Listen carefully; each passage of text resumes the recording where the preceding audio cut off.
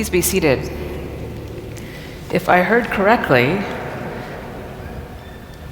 our vicar has promised that if I consume jambalaya and etouffee with enough energy that I will grow in faith this afternoon. And I'm very grateful for our tradition within which that is true. I hope you can stay for the celebration afterwards on this final Sunday before Lent, the Sunday of the Transfiguration. The Jewish scholar, Robert Alter, says of the story of Moses that we heard read today, there is more mystifying occlusion than revelation here, an enveloping cloud, flashes of fiery effulgence from within it. That is the first time I had ever encountered the word effulgence. In case you were wondering if more reading around this text and these texts would help you make more sense of what you heard of the sacred mystery today, of God fully present with the prophet in the Matthew reading, God visibly present on this earth with Jesus, Moses, and Elijah the prophets and liberators, standing around talking to one another on the top of a mountain, smoke and fire and dazzling light and effulgence, a brilliant radiance, a dazzling splendor, like shining from shook foil, as the poet says.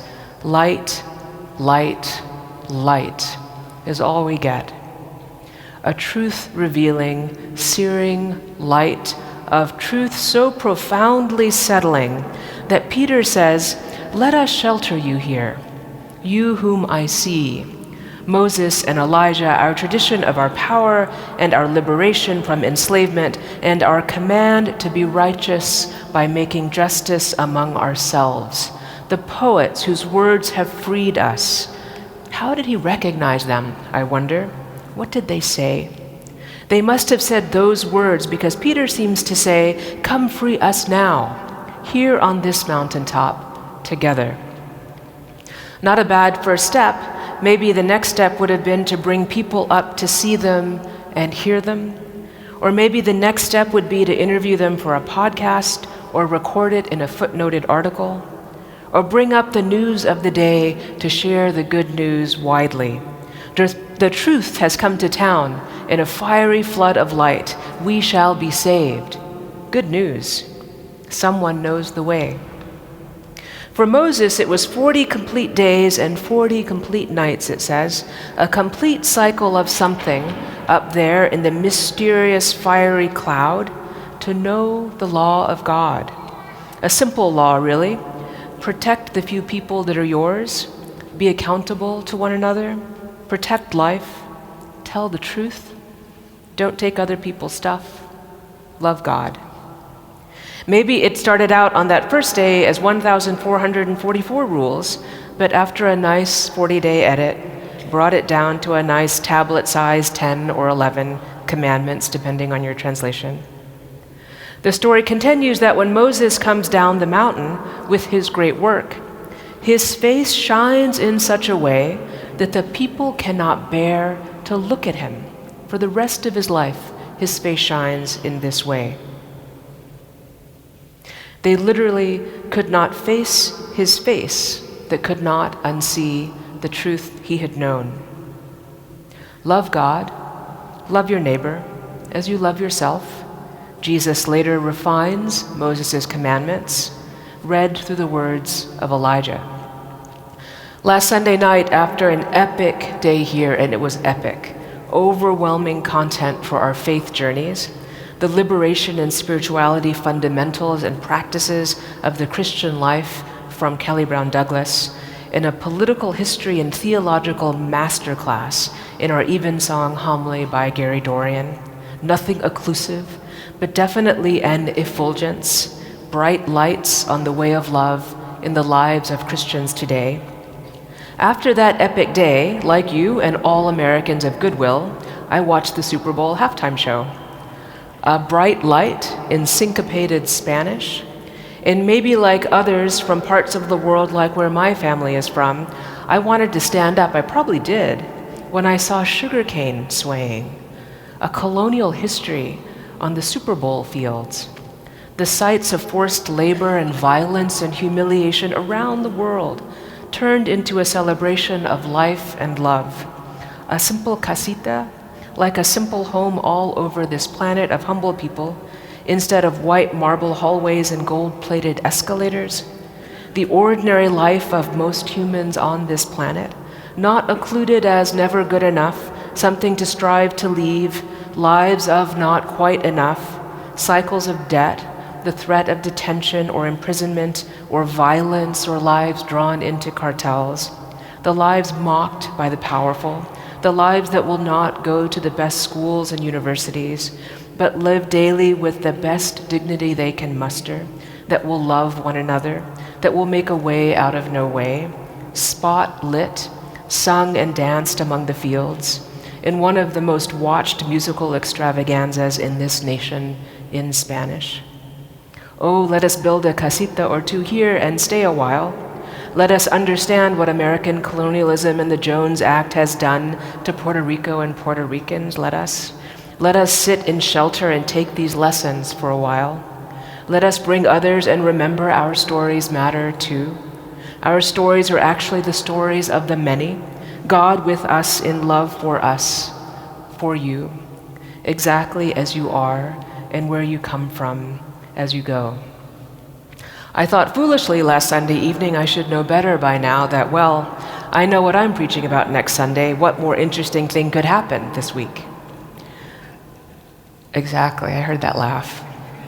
But the bright, bright lights, like those that lit that football field of sugarcane people and irrepressible life and joy, those bright lights have been shining all week. For the last few days, as elected official after elected official appears shaken after seeing some portion of the unredacted, or as unredacted as we have, Epstein files. One Republican seeming to make clear through social media that they are not suicidal or accident prone, just in case. Effulgence, Alter writes, effulgence means radiant splendor, blazing brightness, the brightest truth-revealing clarity of light. In detention centers, we are reading that the lights are left on all day and all night, on people of all genders and ages, so many children, stacked up in with one another, a cruel light upon the simple human bodies that have become the cost of the cruelty of our politics, a stark, cruel, truth-telling light on generations of casual racism coached in the language of safety and order, now on display for what it is, what it has been, a tool to make a criminal or terrorist of any category of person we choose, but particularly those who live in places like casitas, are the descendants of the enslaved, the sun-kissed among us, the ones with names that sound like they have crossed a border in the Americas, with names like Jesus. Today, Jesus, pursued by the equivalent of a first-century ICE or Homeland Security or Border Patrol, goes up to the top of a mountain with his exhausted and terrified followers. Herod, the puppet king, has heard of Jesus and his great acts of healing power. You can read it in the chapter before, and has asked, is John somehow resurrected? Herod is spooked. Herod had had John the Baptizer killed for calling out Herod's sexual immorality, murdered as though that would hide what was in the files. Was John back from the dead? Jesus was now in the crosshairs, and we will read about it in excruciating detail again this Holy Week. And as he prepares for what will be his final days on earth, he stands in utter light this day, a brilliantly revealing light. Look at him, not vested like a monarch or shiny like an oligarch, simply lit, the truth of him, God among us. Look at him. Through the bodies of all of our neighbors detained under such bright lights day and night, through the horrifying stories of people, children, women, girls, and boys abused in those torture files, look at him as he stands comforted by the long history of liberation struggles, God's ways, God's dignity. inherent, a bright and shining light in every body. Look at him as he takes us down the mountain to the people who stand in desperation, whose eyes are occluded, who weep for their loved ones. Look at him, who has set us free from all illusion and hate and judgment, who frees us to love ourselves as we are, to fly our flags proudly. Look at him, who frees us to see and serve our neighbor. Look at him, who frees us to love the truth, the bright, bright light of truth, as if God were here among us. Amen.